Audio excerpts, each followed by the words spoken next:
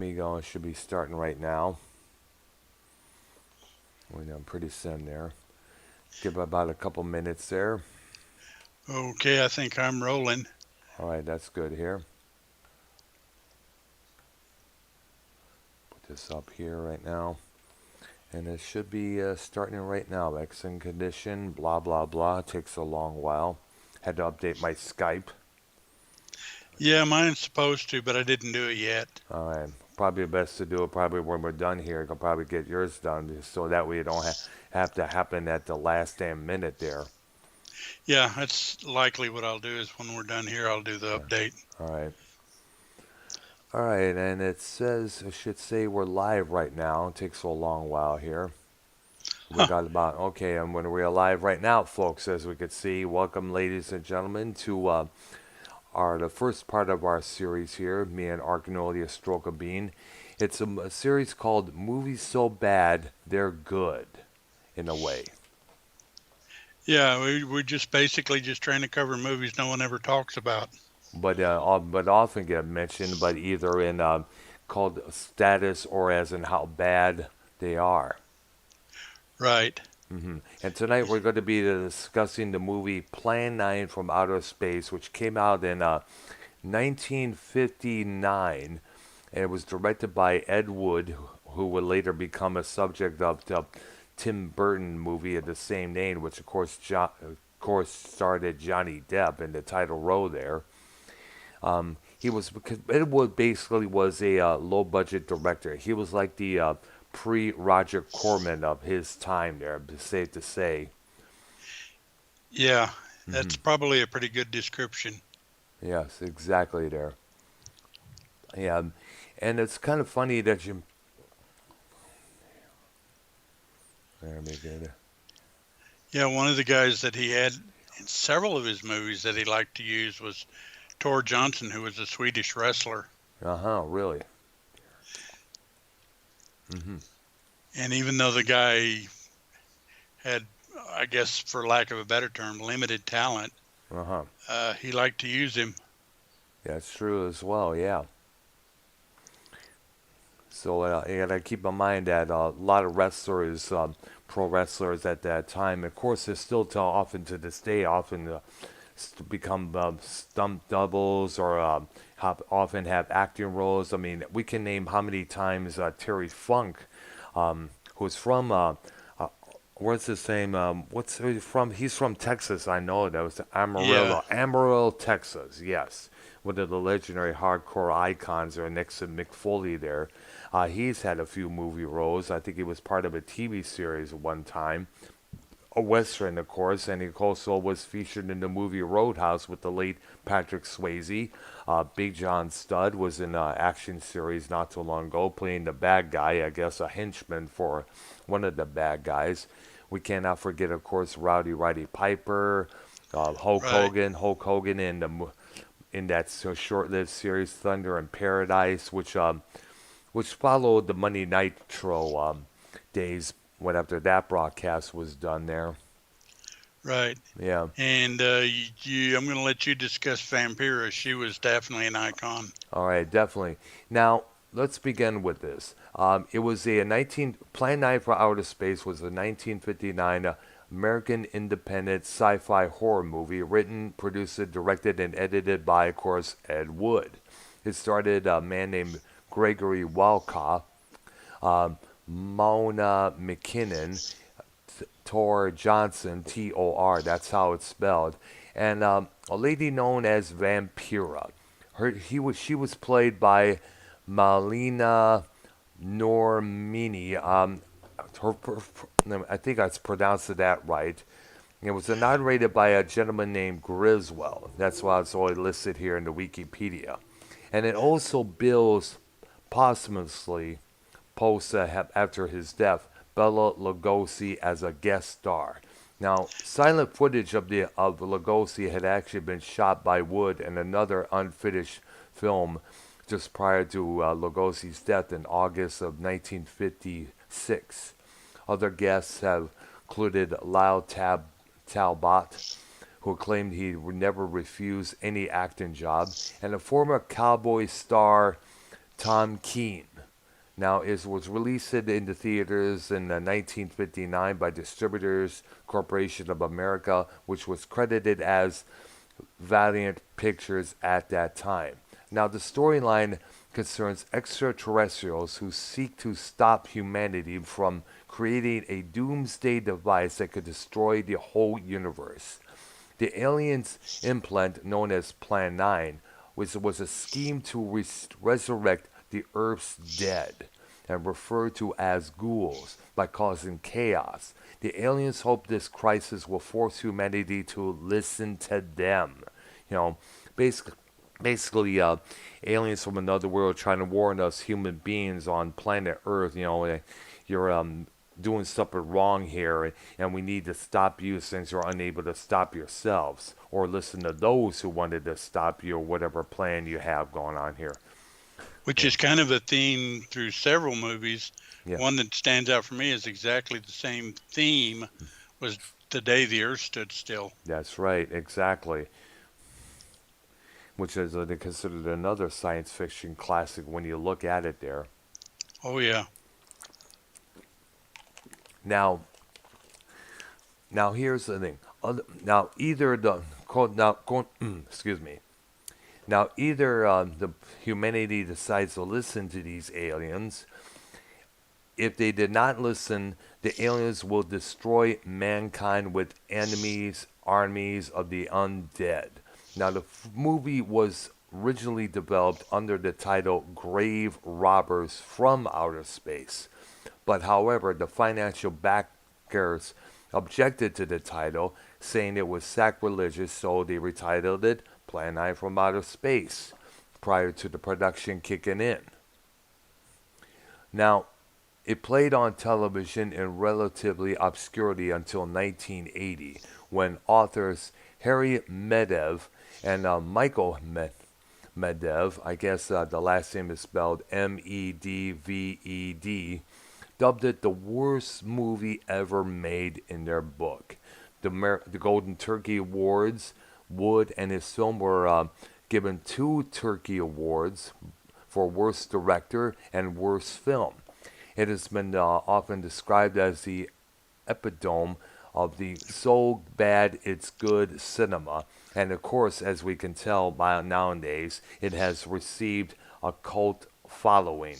Some of the almost not as close as Rocky Horror has, but it does have its audience. It has a basically good audience.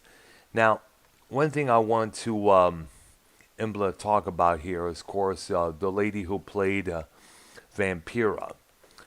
Now, I'm going to try to say her name. She was a Finnish American actress and TV personality who created the campy 1950s character known as Vampira, who appeared in that movie. Now, Vampira, by the way, has somewhat become iconic to the goth rock crowd.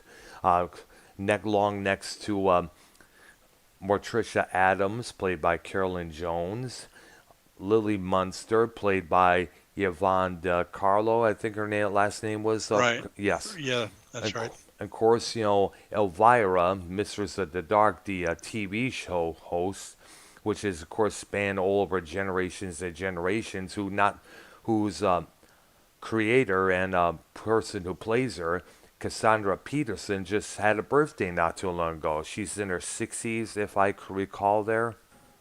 Well, that's kind of hard to believe, you know it? I know, she's still kicking around. And of course, we cannot forget Nancy from the 96 movie The Craft, about four girls practicing witchcraft there.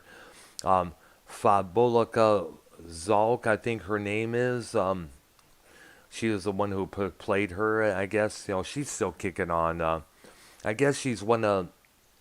She often does acting roles now and then, but now I guess she often talks about Wicca witchcraft on her Twitter page, and speaking about against Trump and all that jazz there. But all four of those ladies are considered the iconic, well-established creepy girl status, in social media. When you think about it, they're often praised by the Yes. goth rock crowd there. Now, Now the movie, as you know, as concerned, it's a bad movie, and you've been telling this story a lot of times on other broadcasts how bad it was when you saw it as, I guess, a teenager when you saw it in the theaters back then. No, I actually saw it on television, Oh, really? Oh. and I was already grown and had kids Hmm. sitting there watching TV, and this movie came on. I said, "Oh, this might be interesting." I've never heard of it, but it's science fiction. Yeah, Started watching it, and I couldn't believe what I was watching. I know. It It was made a like, lot. Made a lot of didn't really make a lot of sex at time. Made a lot of sense at that time there. And this but was I had also, fun watching it because I was sitting there going, "I can't believe this is this bad." But it was like a train wreck. I just had to keep watching. I know. Now, the big thing about this movie is that, of course, as we all know, this was the last movie appearance of the well-known, the great Bela Lugosi. Now, shortly before Lugosi's death in August of '56, he had been working with Wood on a couple of numerous related projects. One of them titled The Vampire's Tomb, The Ghoul Goes West, was another.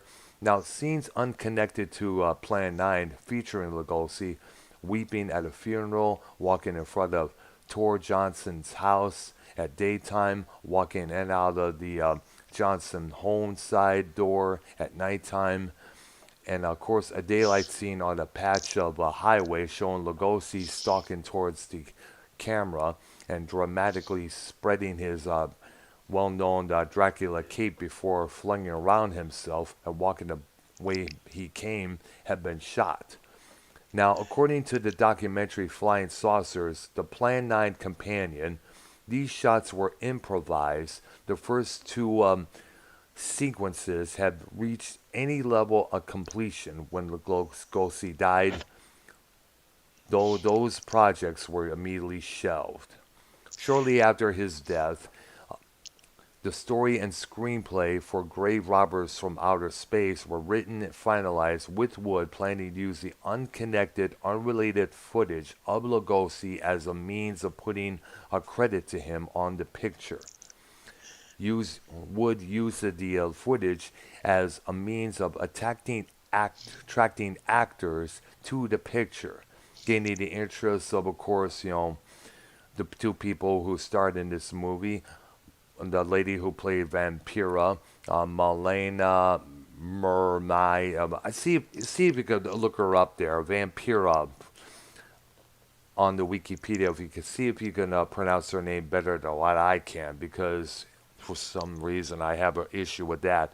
But the lady who played Vampira and Gregory Wolcott Well, were it the looks ones. like Mayala Nurmi. Mayala Nurmi. Okay, What it thank you. looks like. That's all right. Remember, I have an issue with pronouncing words for some reason. I started to start taking pronunciation class. So anybody out there who's like, "What the fuck, Earl?" You have my apologies ahead of time there. Now, basically, he contracted those two people by telling them that he was making Bela Lugosi's last movie. Now, Wood's actions were driven in part by the desire to give his film a star name and attract, of course, fans of horror movies. He meant the Lugosi cameo as a loving farewell and a tribute to the actor who had been a close friend. Wood hired Well, his wife's chiropractor, Tom Mason, as a stand in for Lugosi. Now, even though Mason was taller than Lugosi and bore no resemblance to him, making him one of the earliest fake Shemps. Now, narration from this guy named Griswell also was employed in an attempt to better link Lugosi's footage with the rest of the movie. The theatrical cut of the movie utilized every last scrap of material Wood had of Lugosi, including miter sprocket discolorations, film trims that would, in a normal movie, there would be disregarded as unusable, and cuts of the movie on VHS during the 1980s and 90s. The vast more mass majority of where unauthorized bootleg dupes varied drastically in the quality and in the amount of Lugosi material retained. So this indeed was Bela Lugosi's ever last appearance in any movie, sadly, as you could tell. Right. Yeah. Now, he was in a prior Ed Wood movie by the name of Bride of the Monster, Hmm. which is another classic, for lack of a better term. I guess you could say, and it's like The classic with quote marks.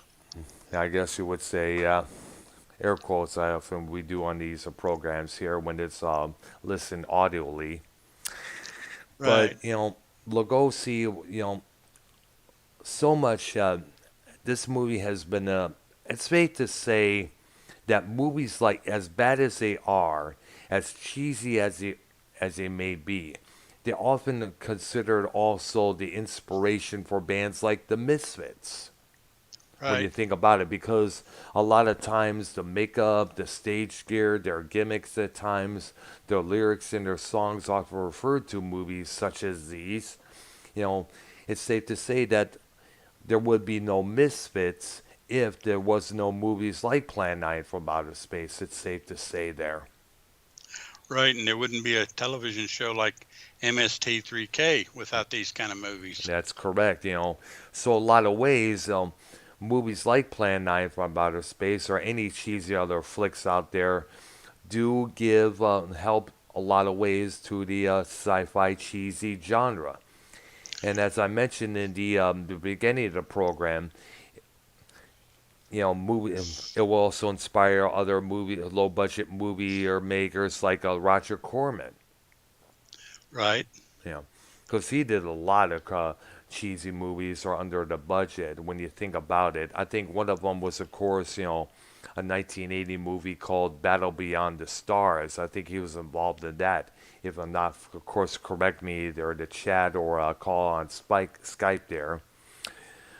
I guess that movie started George Kennedy, Richard Thomas from the Waltons, and of course, a person who I considered one of the other great character actors of all time, the late John Saxon, Yeah. who's up there next to Vincent D'Onofrio.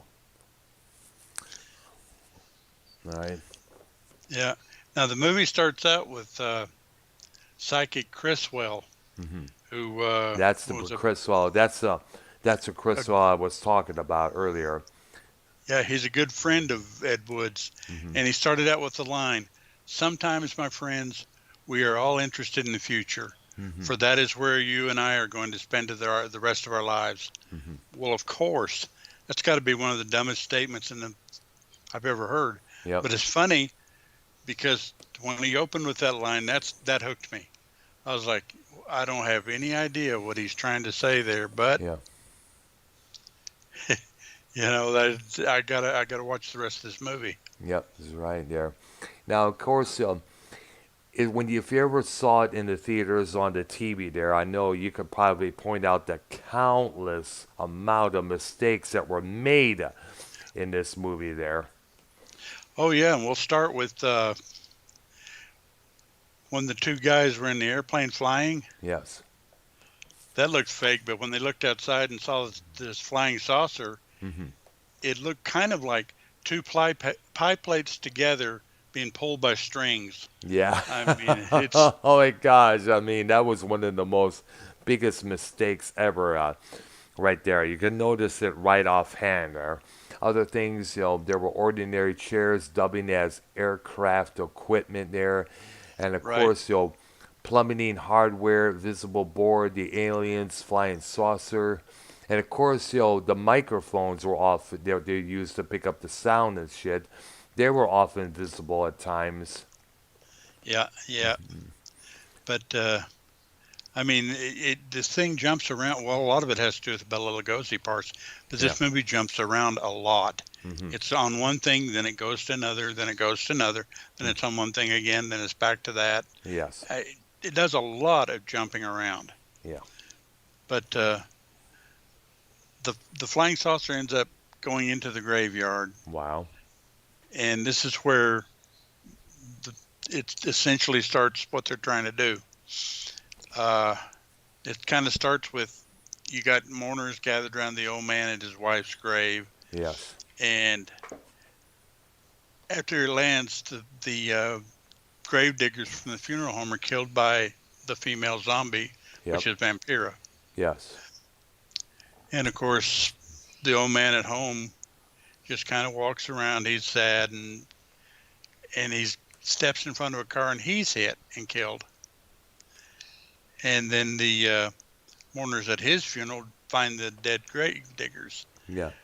And then the police officers show up, and Inspector Clay, who is played by Tor Johnson, goes off to investigate on his own. Yeah. And then the airline pilot and his wife, who live near the graveyard, and okay, I don't understand that, but that's okay.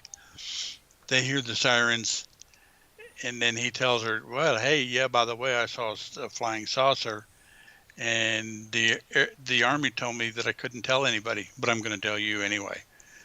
But then at the graveyard, the inspector went off on his own. He encounters the female again and the old man, and they kill him. Wow. Now, this to me was probably a really fun part.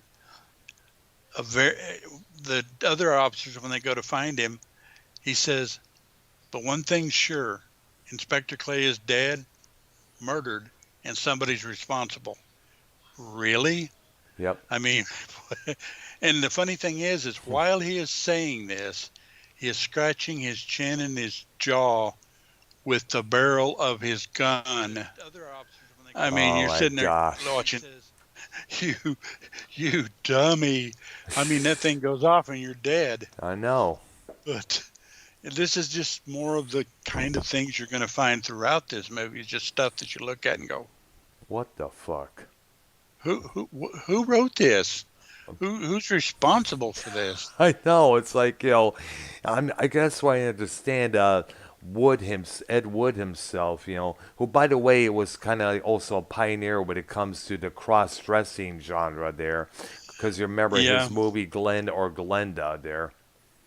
Yeah, from what I understand, he was a cross-dresser Yeah, a because lot of his mom times. liked to dress him up in dresses and stuff because she wanted a little girl. Oh, wow. So that stuck with him. Stuck with him a lot of times. So I also kind of like a pioneer towards the transgender subjects that often discuss it. That's basically been discussed a lot of times for the past couple of years when you think about it there. I guess Ed Wood basically could be considered a pioneer towards that, along with Wendy Carlos. Yeah. Well, Ed Wood kind of was open with it, That's and a lot true, of yeah. people aren't nowadays. Yeah. Or back at that period, back then, if you Right. came out and said you wanted to dress like a girl, they would knock the hell out of you. Yeah. But as the movie goes on, it's kind of revealed that the government's been tracking these saucers and kind of covering up. Boy, does that sound familiar? Yeah. And the aliens finally go back to their space station, and the commander informs the ruler that he has been unsuccessful in contacting Earth's governments. Hmm. And so to force their acknowledgement, they recommend that the commander recommends that they implement Plan 9, which basically means they're going to raise corpses. Hmm. Yeah. Raise corpses out to tell humanity to stop. I guess it was stop the treachery you're doing to this planet. I guess what I understand. Right. Yeah. It's kind of funny that you look at that because we've been hearing these messages in movies for ages. We've been hearing this kind of stuff there for God knows how long. When you think about it, it makes a lot of sense when it does, because it's like It seems like a lot of the alien movies type of things. It's the same thing with these world with It's like they're based on.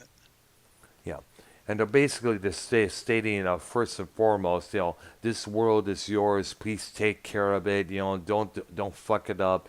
With the digging that you're doing into the ground, the pollution that you're putting into the water with all these tanks and all this garbage and such. Yeah. And we still get that messages today with all groups like Greenpeace and that. Right. Earth first. But the difference is, back then, these days, they're doing it with campaign signs, they're doing it with celebrity endorsements, and they're doing it with their own taxes, putting their asses on the line to stop these machines from chopping down trees and everything. I mean, I've seen footages of that.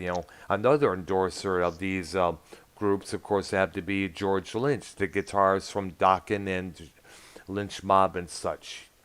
I remember hearing Yeah. it. I remember reading some of his quotes in a magazine of him supporting Earth First there. In fact, you think when I guess one writer described it best when you're talking to George Lynch in an interview, you're not talking about George Lynch, the guitar player, the secret weapon for that '80s band. You're talking to someone like either Michael Stipe from REM or some alternative music activist or something like that. But then Right. again, that's what when you think about it, Plan 9 from outer space, that was the message that these aliens were trying to get to the Earthlings here. Stop messing up the planet Earth. Right. And basically, this movie just continues on this theme. The little chase here, a little chase there. Yeah. The un, the people that are still alive Yes. get Right. chased, and they end up in the spaceship where the alien kind of talks to them a little bit, Hmm. and I'm trying to remember what exactly the line was that he used, but it was hilarious. Yeah. And it also should address that there was a remake in 2015. Believe it or not, it was just simply called Plan 9. Now, it served as a homage and a parody and a partial remake of Plan 9 from Outer Space. You know, it starred Brian Klaus, Mr. Lobo, Monique Dupree, and Camille Keaton, with appearances from Matt Sloan, internet personalities. By the way, I should read out Aaron Yonda, Matt Sloan, James Rolfe, and actor Conrad Brooks, who appeared in the original movie. It was a member of director Ed Wood's regular company of actors. It was originally intended to be released in 2008. It was released on DVD and Blu-ray in Australia and New Zealand in February of 2015, and it was released on video on demand in North America approximately 1 year later. Hmm. I may have to try to see that. Yeah, I'm just reading about this right now. When you think about Oh, it, the line that he used yeah, was the commander believes that the humans are immature and stupid, and he yep, uses the line, "You yeah. see, you see, your stupid minds, stupid, stupid." Oh yeah, And some more of that great dialogue that Ed Wood was known for. yep, But safe to say, I think we should encourage everyone out there that's listening to this, yeah. watch the movie on your own.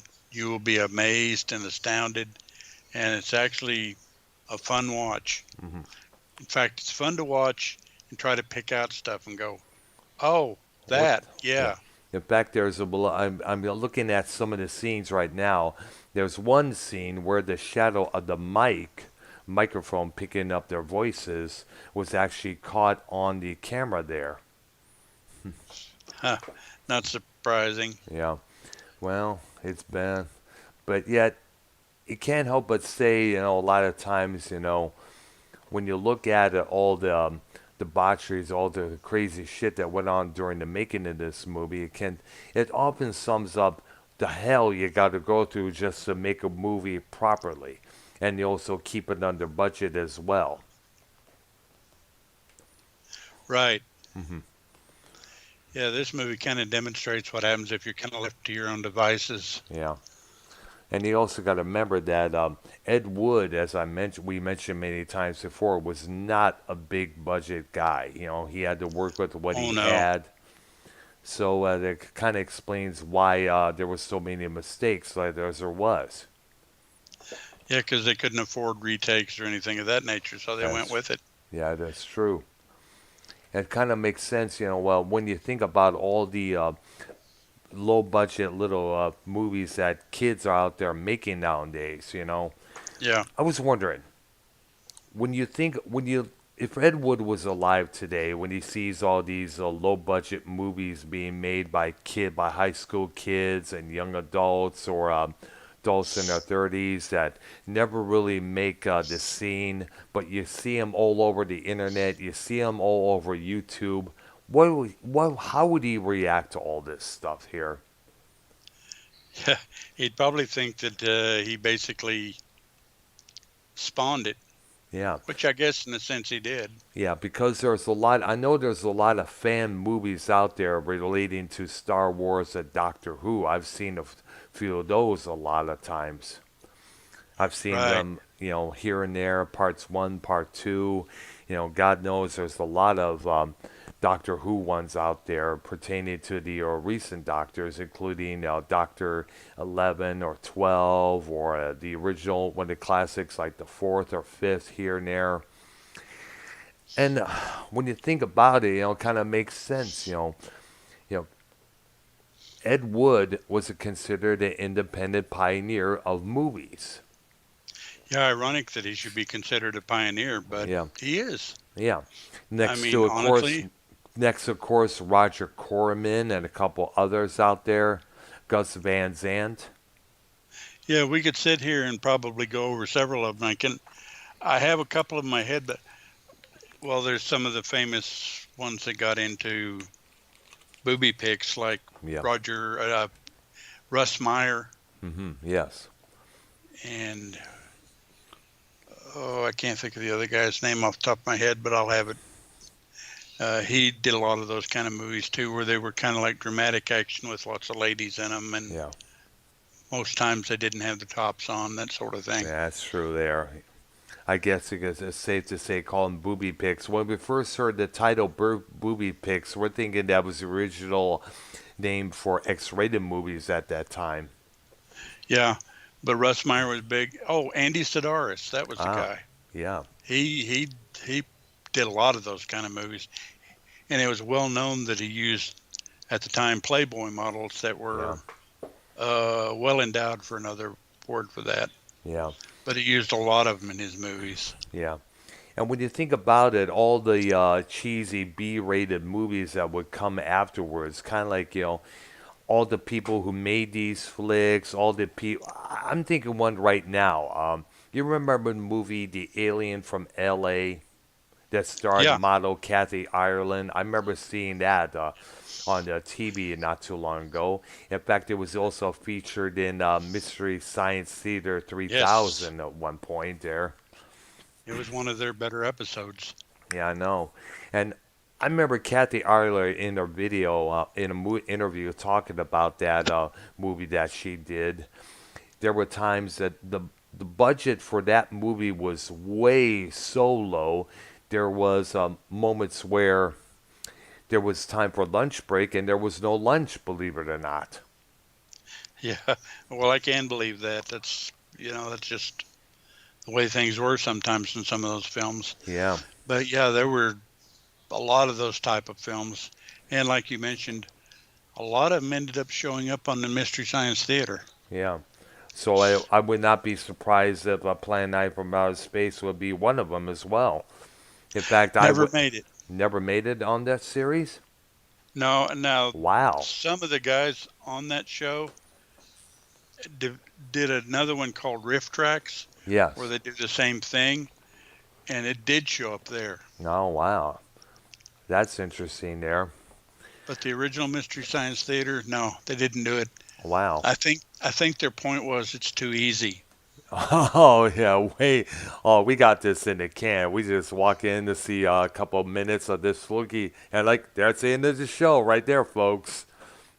Yeah, they were trying to. They basically were just trying to get into films that were borderline, Yeah. but yet were bad. Uh, Although probably one of their biggest episodes was, I mentioned it before, was Manos: The Hands of Fate. Yes. That is a incredibly bad movie, Hmm. and it's actually one of the fan favorites Hmm. because they buried that movie. Yeah. That's true as well. That's kind of funny is that we mentioned that, there's so many. I'm thinking of this, we see with the technology that we have nowadays with the iPhones and all the advertisements that you can make movies with Right. iPhones with the effects that comes along with it. Do you see that coming in the future when you think about it? That's possible, but I don't see the other part of this is you can do all the effects in the world you want to do or whatever, Yeah, but if you don't have the foresight to write a good story yeah, or a good plot line or supply good dialogue, yeah, it's just going to be another dumb movie. yeah, I mean, look at all the technology involved in Battlefield Earth, and yet that was a dumb movie. yeah. Yeah, you got to play your cards right, folks. And this goes to every person out there listening who dreams of being a filmmaker or wanting to start some sort of you know, if you want to make a movie or an album or anything or a TV show, you got to you got to do a lot of planning on how to make it look good. Too many times, they often come up with these ideas. Hey, let's make a movie. Let's do this. Let's do that. Let's have our own CSI in Miami, a movie of our own. But you got to look at where it's located at. Like there was actually a YouTube channel by a bunch of emo kids called The Losers from Nowhere. I guess they wanted to. I saw some of this, one of their videos. They wanted to do their own CSI Miami, but the thing is, you can't do a CSI Miami when you still look emo and your background is snowy when it's snowy outside. Put Yeah. forth that. Well, see, that's the thing is you got to think of all the details, not just one or two. Yeah, Hey, I got a good idea. Well, yeah, okay, you got a good idea. Let's make sure you have good dialogue, mhm, good people spouting the dialogue, mhm, people that when they act you, they're semi-believable. There's a lot of things that go into it that a lot of these people don't understand. And they just figure, oh, we'll film it. It'll be good. yeah, Not necessarily. yeah. Yeah, so that's you got to do your planning out right, folks, when it comes to these big things here, because and you also got to remember that there a lot of work goes into these productions that you have in mind. As I mentioned, whether it's a TV show, something that could be thrown up, be shown on the Netflix later on down the line, or in the movies here, there. Right. But it's safe to say, as we mentioned, that movies like these, and the other movies that we'll be talking about in the further episodes of this series here.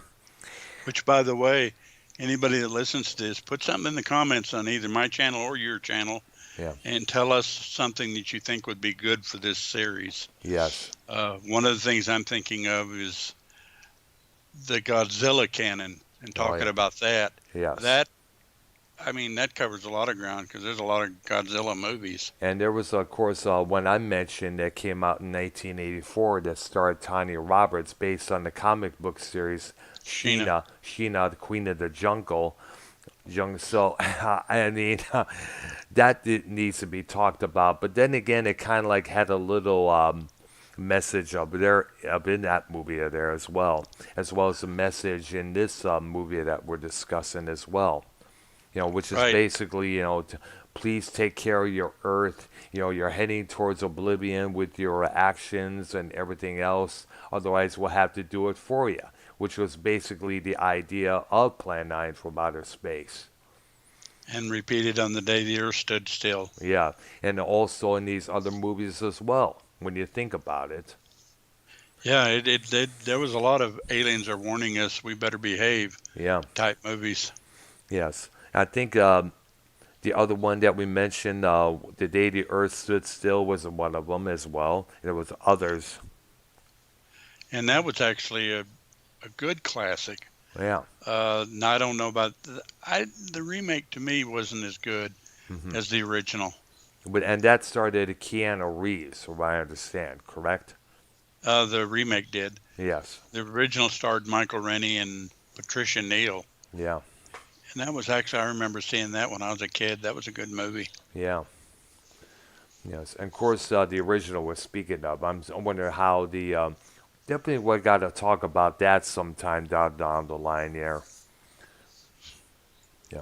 Oh yeah, Yeah. I mean, there's lots of material to cover. We got fodder for this show for a long time, Yeah. and Now we also mentioned the remake of Plan 9 of Outer Space, which, as I mentioned, was simply called Plan 9.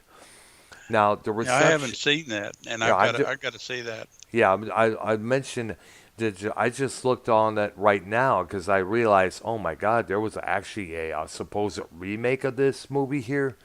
Now the Yeah, reception of the remake said simply one excuse me, let me look it up here. Screen Anarchy, reviewing the Plan 9 remake, said, quote, it could stand on its own as a cheesy B movie, and it goes down well with friends, beer, and pizza in the tow. It was a double bill for its forefather, of course, obviously being the original. For a no budget production, the original had earned a place in history that actually meant remakes. Ed Wood right. would definitely approve the 2015 remake there. So I guess you could say that Ed Wood could be considered a pioneer for independent movie makers, or for the people we mentioned there, like Roger Corman, Gus Van Sant, and a few others along down the line. Yeah, So so definitely, if you plan on viewing some bad movies, when you think about it, you could probably most likely start with this one here. yeah, because this would be a good start. Absolutely, I think. I guess according to some people I spoke on Facebook about this movie, how is it? It's like it's bad. It's almost laughable. It could be considered a comedy when you think about it. Well, it's funny because it's bad, but it's not unwatchable. Yeah. It's just one of those things that you sit there and you just amazingly fascinated, but just everything that's wrong with this movie. And there is a lot. You could sit and fill a notebook Yeah. of all the things that are just wrong. Dialogue, action, the way people react. That's the way things went on the set, the mistakes they could see that we mentioned in on this program here. Yeah, a lot of the early stuff like this did that. Amazingly, a while back I mentioned the Avengers. If you watch the first couple of seasons of the Avengers, you see that kind of stuff And, there. and we're talking about the British television series, not Right, the Marvel comics and the right. movies franchise here. No, this is the British television series, Yep. and this is their early episodes, and you could see exactly that kind of thing. Mike's hanging down, hmm a door that's open showing the backdrop, other people walking around, Yep. uh, that kind of thing. It's incredible to watch those, hmm and of course they tightened it up quite a bit when they got into the Honor Blackman and the Diana Rigg years. So Yes, you don't see near as much of it then. that's true as well. Yeah. All But right, there. that's something we can kind of talk. Maybe we'll put in our TV series thing. Yeah, definitely. We got to definitely talk. There's a lot to discuss in weeks ahead as our series goes by. All right, I think that's going to probably wrap it up for this first episode of. It's called "Movies So Bad They're Actually Good." There, and I guess we got a few coming up on next coming Friday. We have to Right, decide which. Have to look and suggest which ones that are considered bad. You got to talk about it. right. And the key is going to be that we've both seen them, Yes. because there are some bad ones that I've seen that you possibly haven't, and Yeah. vice versa. Yes. So we got to kind of, well, we'll discuss it. Yeah. Definitely. And again, we're Monday. We'll start at 6, and we'll kind of recap what we did this week, Yep. and then we'll talk about what's coming. Yes. Tuesday, we're going to still be in the 50s music wise, but we're Yep. going to be pretty much concentrating on Elvis Presley on that one, I think. Yeah. A tribute to him. That'll be on Sunday. There. I Uh, mean, no, Tuesday. My Tuesday. bad. Duh. Little fumble there. And then and Wednesday at 6, we're going to continue our discussion of Star Trek, the original series, Yeah. and pick up where we left off on the last one. Yes, and also acknowledgement to all the TV shows and the movies that came afterwards, and how much it expired, how much people were Right, still into it to this very day. right. Then Thursday, we're going to still be in the 50s, and we're probably going to discuss some of the lesser, when I say lesser, I mean Hmm. lesser than Elvis Presley, Yeah. and pick out 2 or 3 of them that we'll talk about then. And on Friday, we'll have a new bad movie. Okay, definitely. And I'm suggesting that the movie Sheena be next on our list there. Definitely, we got to talk about that movie there. Well, I'm Definitely. going to have to pull it out and watch it Yeah, because that's I've true. never seen that movie. Oh, I did.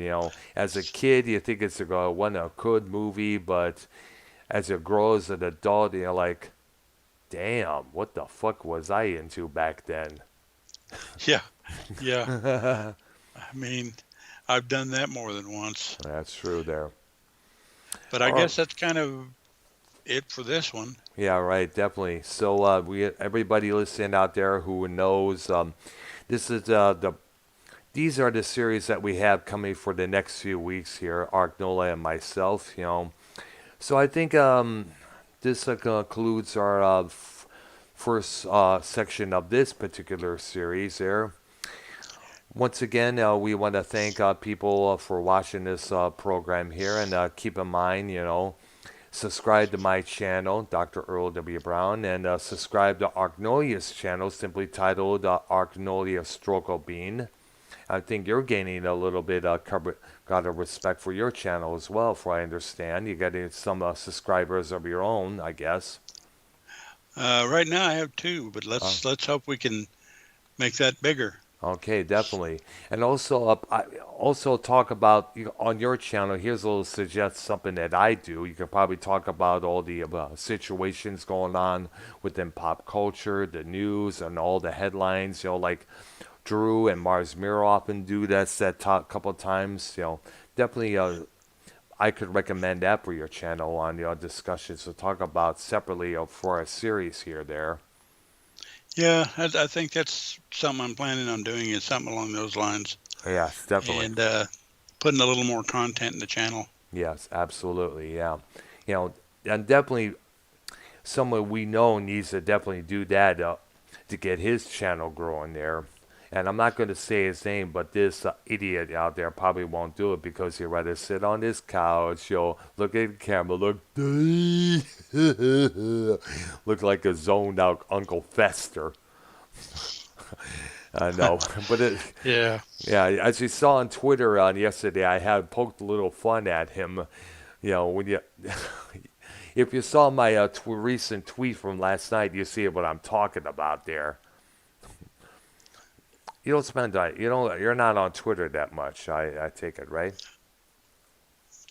Well, yeah, I do go in there occasionally. Actually, I have an account. Oh yeah, yeah. I know. I I basically definitely. don't say much. Oh yeah, I do tag you on a couple tweets regarding whatever prior to our doing our shows there. I should mention that there.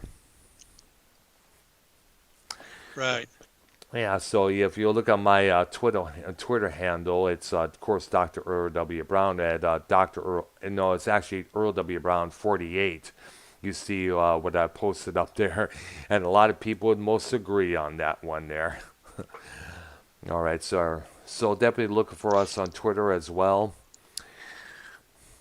Right. And I use the same thing, Arknolia strokebean. Yeah, at I guess at just Arknolia.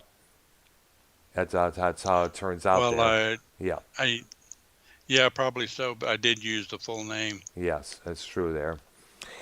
All right. Subscribers there would be nice, even though I don't say much. Yep. Yeah, definitely start following him as he is following me.